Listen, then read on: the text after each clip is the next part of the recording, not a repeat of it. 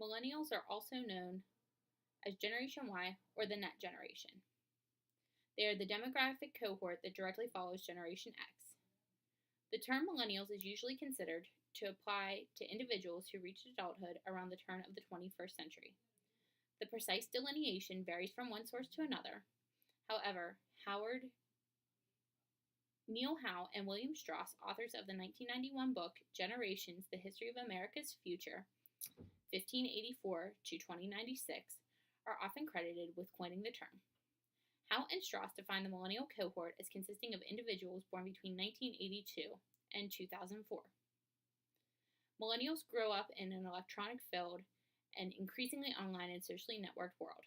They are the generation that has received the most marketing attention. As the most ethnically diverse generation, millennials tend to be tolerant of difference.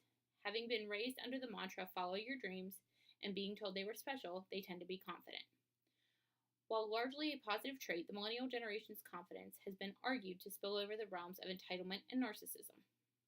They are often seen as slightly more optimistic about the future of America than other generations, despite the fact that they are the first generation since the silent generation that is to be expected to be less economically successful than their parents.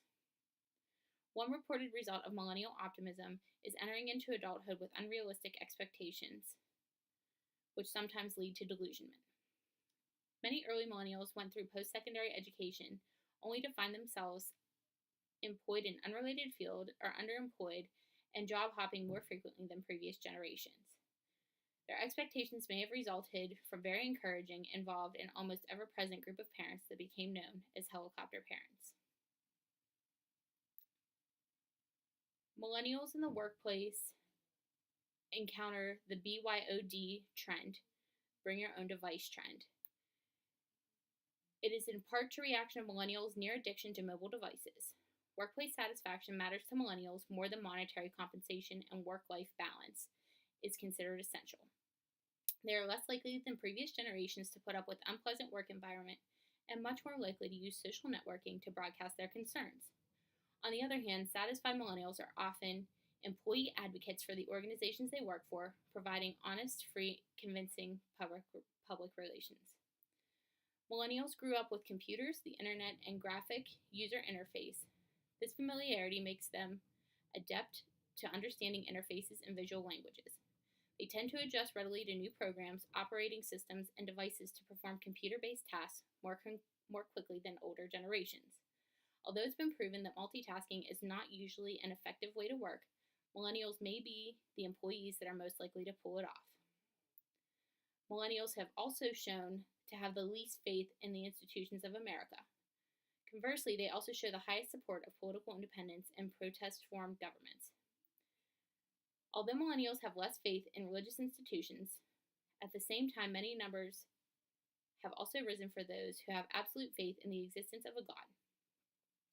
Many church messages clash with the millennial idea of tolerance for religion, racial, gender, sexual orientation differences.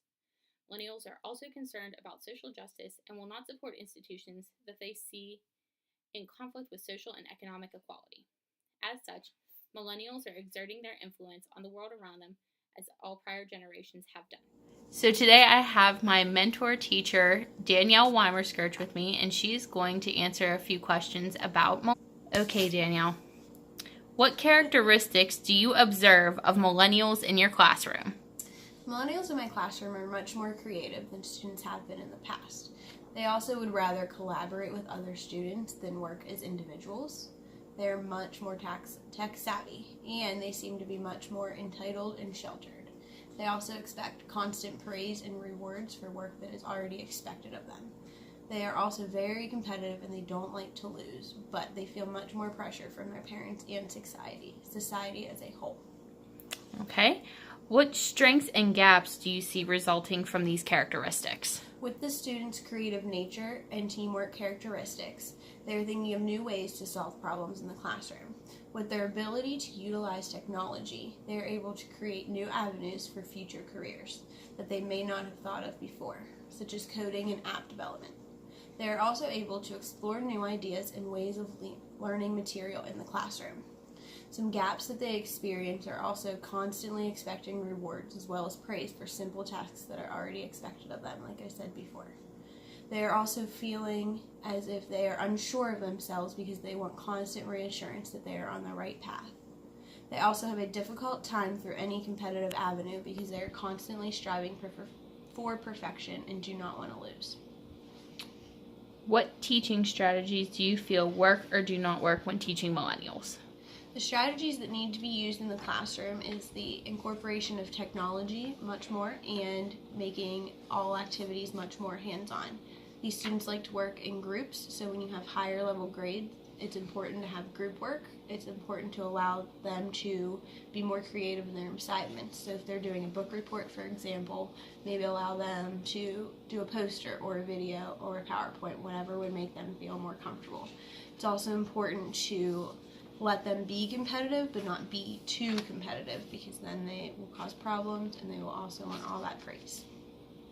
Okay, thank you. Thank you. So after talking with my mentor teacher and overall research about millennials in the classroom, I've decided that my 3 teaching goals are to create an overall stimulating experience for millennials, to engage their interests and their creativity, to make sure that they're completely involved in the lesson at hand, as well as giving them the freedom to do as they please in many different ways, as many different ways as possible, so that way they can be more creative and use all of their skills and talents that they feel are necessary.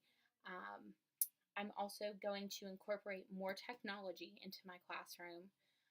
I know this is a lesson that most people try to use all the time, is to incorporate more technology to keep their students involved. But our generation of millennials and even Gen Z are more technology hands-on and really do benefit from more of the involvement from technology. So smart boards and iPads, computers, different tools like that, as well as utilizing learning apps in small groups, just to keep them more engaged, and also to create a more hands-on environment for my classroom, allowing for more projects and creative outlets in order to utilize all the skills of my students and permit them to create their own sort of learning environment, because as long as they're learning, I just want them to enjoy the experience. That way the information really sticks with them throughout the lesson.